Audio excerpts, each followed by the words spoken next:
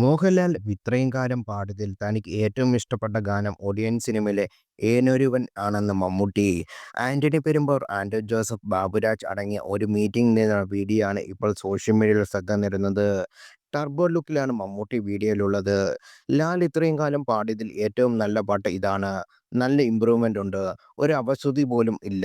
Very good. ഞാൻ പറയാൻ ആളല്ല, എന്നാലും കേട്ടത് കൊണ്ട് പറഞ്ഞെന്ന് മാത്രമാണ് മമ്മൂട്ടി പറയുന്നത്. ഇതിന് മറുപടിയുമായി മമ്മൂട്ടി സാറാണ് പറയേണ്ടതെന്നും സാർ പറയുന്നത് കേൾക്കാനാണ് ഇഷ്ടമെന്നും ആന്റണി പെരുമ്പാവൂരും പറയുന്നു. ശ്രീകുമാർ മേനോന്റെ സംവിധാനത്തിൽ എത്തിയ ചിത്രമായിരുന്നു മോഹൻലാലിന്റെ ഒടിയൻ.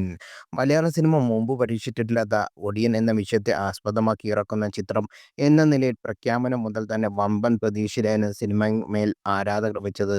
എന്നാൽ ആ പ്രതീക്ഷകളെല്ലാം അസ്ഥാനമാക്കിയായിരുന്നു സിനിമ തിയേറ്റർ വിട്ടത്. സിനിമയിലെ പാട്ടുകൾ ഇപ്പോഴും ആരാധകർ ഇഷ്ടഗാനങ്ങൾ ലിസ്റ്റിൽ ഇടം പിടിച്ചിട്ടുണ്ട്. മഞ്ജു വാര്യരായിരുന്നു സിനിമയിലെ നായിക. സമയം കഴിഞ്ഞ ദിവസം മമ്മൂട്ടിയുടെ തിരിച്ചുവരവ് ആരാധകർ ആഘോഷമാക്കിയിരുന്നു.